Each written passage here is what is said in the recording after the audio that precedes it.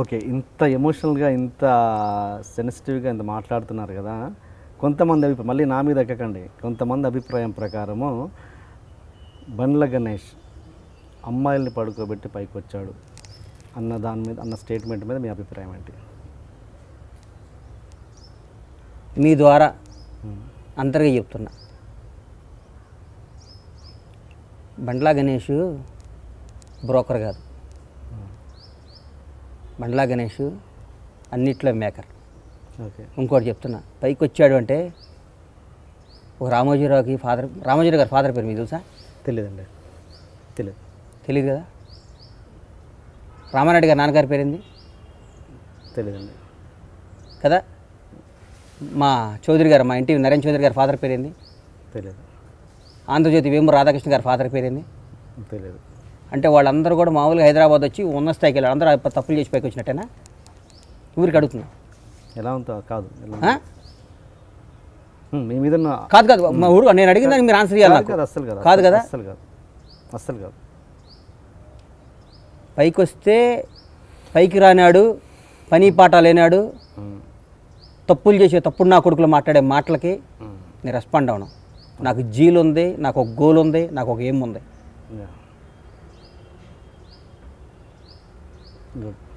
ఆ గోల్తో నేను ముందుకెళ్తా. అందరూ వీడు మామూలుగా ఉండే గణేష్ ఏంది ఇట్లా అయ్యాడు అని 100 మంది ఏదో విధంగా మాట్లాడాలి కదా. ఇప్పుడు నాకు పెద్ద డబ్బు మీద ఇంట్రెస్ట్ లేదయ్యా, అందుకని మా ఊరు అరుగుల మీద కూర్చొని మాట్లాడుతుంటారు. మీకు అర్థం కాలేదా? మాకు పెద్ద ఆశలు లేవండి అని గోషా కట్టుకొని కూర్చొని మాట్లాడుతుంటారు మా దగ్గర. నువ్వు డబ్బు సంపాదించు, 1 కోటి రూపాయలు దానం చేసి నాకు ఆశ లేదంటే న్యాయం అది. నువ్వు దేనికి పనికిరావు, ఉదయం లేచి టిఫిన్ చేసి పేపర్ చదివి టీవీ చూసుకొని మళ్ళీ ఆడ కబుర్లు చెప్పుకుంటూ జనాన్ని విమర్శిస్తుంటావు. నీకు ఒక 100 కోట్లు సంపాదించి దానం చేసి నాకు డబ్బు మీద ఇంట్రెస్ట్ లేదు కాబట్టి ఊరు వచ్చి వ్యవసాయం చేసుకుంటున్నాను, సుట్ట కాల్చుకుంటా, సిగరెట్ కాల్చుకుంటా, బీడీ కాల్చుకుంటా మాట్లాడితే ఒక రైట్ ఉంది. పనికిరాని ఎదవలో, దేనికి పనికిరాని చెత్తనా కొడుకులు మాట్లాడే మాటలకి ఒక పైకి వచ్చినండి, సాధించినండి, నాకు ఆన్సర్ చెప్పాల్సింది, నాకు తప్పు చేయాల్సిన అవసరం లేదు. అది వండర్ఫుల్ ఫ్యామిలీ సార్ నాది. అమ్మ, నాన్న, నా భార్య, నా పిల్లలు, నా భార్య, నా పిల్లలు, నా పిల్లలు, నా అన్న, వండర్ఫుల్ ఫ్యామిలీ. నాకు ఒక వ్యవస్థ, ఒక వ్యాపారం, ఒక వ్యాపకం, ఒక కసి, ఒక కృషి ఉంది. నాకు ఒక అద్భుతమైన స్నేహితులు ఉన్నారు. నాకు నేను బాయిలో పట్టం కాదు, బోర్లో పడ్డా లేపే స్నేహితులు ఉన్నారు నాకు. చెప్పాక మీకు, నాకు ఒక రంజిత్ రెడ్డి, ఒక జయంత్ అని నాకు అమెరికా నుంచి ఫ్రెండ్స్ ఉన్నారు. నాకు గాడ్ గిఫ్ట్ నా స్నేహితులు, దేవుడు ఇచ్చిన నా అదృష్టాలు. నా ఫ్రెండ్స్ అందరూ నా పాలిటీ దేవుళ్ళు. నాకు తప్పుడు మాటలు మాట్లాడుతూ ఉంటారు, వాళ్ళ గురించి మాట్లాడి నా బ్రెయిన్ వేస్ట్ చేసుకోను. నాకు తెలుసు సార్, ఎక్కడ నొక్కాలో, ఎక్కడ మొక్కాలో, ఎక్కడ తొక్కాలో, ఎట్లా పైకి రావాలో నాకు తెలుసు సార్. నాకు అది బండ్ల గణేష్. మళ్ళీ లేస్తున్నారు 100%. రాబోయే 50 ఏళ్ళు ఈ పరమేశ్వర ప్రొడక్షన్స్ బ్రహ్మాండంగా దిగ్విజయం కలుగుతుంది. నా పిల్లలు నిర్మాతలు అవుతారు, నేను స్టూడియో కడతాను, నాకు నా పిల్లాడిని కూడా ప్రొడ్యూసర్ చేస్తాను, డౌటే లేదు. పవన్ కళ్యాణ్ గారు అంటే మీకు విపరీతమైన అభిమానం. అంతకుముందు చిరంజీవి గారు అంటే కూడా అంతకంటే ఎక్కువ అభిమానం మీరు. ఇప్పుడు అంటే బయట ఆడియన్స్ పాయింట్ ఆఫ్ వ్యూలో నేను మాట్లాడుతున్నాను. అంటే ఇద్దరికి ఒక చిన్న గ్యాప్ ఉందన్నది ప్రతి ఒక్కరికి అనుకుంటారు, అది ఎంతవరకు నిజమో మీలాంటి వాళ్ళకి తెలియాలి. ఇప్పుడు ఇద్దరిని, బట్ మీరు మాత్రం ఇద్దరిని పొగుడుతుంటారు, ఇద్దరిని మొత్తం రిలేషన్ మెయింటైన్ చేస్తుంటారు. ఏంటి అసలు ఒరిజినల్ పిక్చర్ ఏంటి? వాళ్ళిద్దరికి గ్యాప్ ఉందని మీరు అంటున్నారు, కానీ నాకైతే అనిపిస్తుంది. ఓకే, ఇప్పుడు మీలాంటి ఇండస్ట్రీ వాళ్ళకి అది క్లియర్ పిక్చర్ తెలియచ్చు, బయట ప్రేక్షకులు మాత్రం వాస్తవంగా అదే కనబడుతుంటుంది.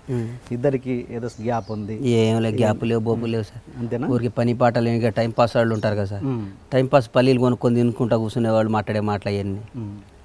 మన ఆడియో ఖైదీ నెంబర్ 150లో ఆయన పవన్ కళ్యాణ్ పోతే గ్యాప్ ఉన్నట్ట రాలేదు అనేది, రాలేదని అట్లా అంతకుముందు చాలా ఫంక్షన్ రాలేదు ఆయన. నేను అనేది ఏంటంటే ప్రతి ఫంక్షన్లో ఏదో విధంగా ఆయన టాపిక్ తీసేవాళ్ళు, వాళ్ళు పవన్ కళ్యాణ్ గారు టాపిక్ తీసేవాళ్ళు. దీంట్లో అది కూడా తీయలేదన్నది ఆడియన్స్ ఇంకొక క్వశ్చన్. ఎందుకు తీయలేదు సార్? తీయలేదన్నది ఒక క్వశ్చన్. అంటే మీరు చెప్పండి అనేది, నాకు నా ఒపీనియన్గా చెప్పట్లేదు, ప్రేక్షకుల పాయింట్ ఆఫ్ వ్యూలో అడుగు. నాకు తెలిసేది ఏం లేదు సార్. ఓకే సరే, ఇంకో టాపిక్, సచిన్ జోషి. మీరు ఆయనతో ఆషికీ 2 రీమేక్ చేశారు. ఆయనతో వచ్చిన విభేదాలు ఏంటి? నా జీవితంలో నాకు తెలిసి నేనేమన్నా అంటే తప్పు చేయటం జరిగితే, నాకు తెలిసి నేను చేసిన తప్పు అదొక్కటే సార్. ఏంట తప్పు అసలు? నాకు సచిన్ అనేవాడికి నాకు పెద్ద పరిచయం లేదు. హమీద్ భాయ్ నా ఫ్రెండ్ ఉన్నాడని చెప్పా కదా ఇందాక, అవును. ఆయన పిలిచి సచిన్తో సినిమా చేయన్నాడు. సినిమా చేస్తాను అని చెప్పా. నాకు ఆయన హమీద్ భాయ్ అంటే మాకు మంచి ఫ్రెండు, మనకు అన్ని విధాల సపోర్టర్, ఆయన క్లోజ్గా ఉండేవాడు. అడిగితే కాదని లేప చేస్తానని చెప్పా. నా బ్యానర్ ఇవ్వాలని ఉండేది కాదు. పరమేశ్వర ఆర్ట్ ప్రొడక్షన్స్ ఆయన మిమ్మల్ని అడిగాడా? మీరు నేను ఎందుకు అడుగుతా సార్? సచిన్ చేసిన మీరు అడగలేదు. బండ్లా గణేష్ అనేవాడి సంగతి మీకు ఏం తెలుసు?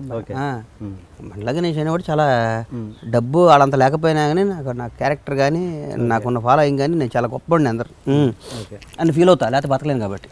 గొప్పవాడిని అని చెప్తే మళ్ళీ ఇది పొగరు అనుకుంటారు కదా అని ఫీల్ అవుతాను. లేకపోతే వచ్చి అడిగితే చేస్తాలే అని హమీద్ భాయ్ కోసం చెప్పామాట, చేశా. నా జీవితంలో ఈయన లాస్ వస్తుందంటే ఆ స్ట్రీట్లోకే బాను, ఆ వీధిలో నడిస్తే లాస్ వస్తుందంటే ఆ వీధిలో నడవ నేను. లాభం వచ్చే స్ట్రీట్ 10 కిలోమీటర్ల దూరం నాకు వెళ్ళి అక్కడి నుంచే నడుస్తా. అట్లాంటి నా మైండ్ సెట్ అది.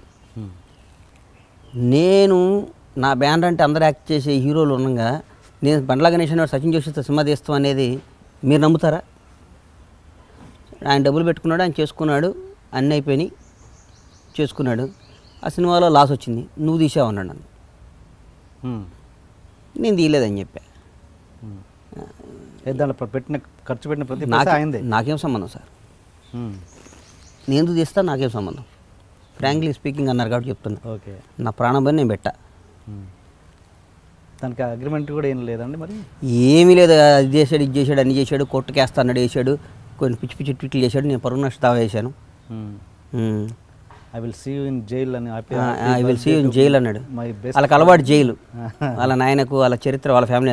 మాకు అట్లా అలవాట్లు లేవు, మాకు జైళ్ళు బయళ్ళు. మేము అగ్రికల్చర్ బ్యాక్గ్రౌండ్ నుంచి వచ్చాం కదా. అది అంత అంత గుడ్డిగా ఎలా ఇస్తారు కేసు? నాకు అర్థం కదా. అంటే ఏమీ జరగకపోతే ఎవరు కేసా? అదే కేసు ఇదే. ఆ డబ్బులు సినిమా తీసాడు, నాకు డబ్బులు ఇవ్వాలి, ఆయన పెట్టుకుని ఆయన సినిమా తీసుకున్న డబ్బులు నా డబ్బులు నేను ఇవ్వాలంటాడు. సినిమాలో లాభం వస్తుంది సార్ సచిన్ చేస్తే, సినిమా తీస్తే? అంత పిచ్చాడు బండ్లా గణేష్ అనేవాడు. బ్యానర్ వేసేటప్పుడు లేదా తెలియదా మీకు అది? హమీద్ భాయ్ ఆయన కోసం చేశా. అరే మనకి నిలబడ్డాడు, ఆయనకి మనం నిలబడాలని వేసాం.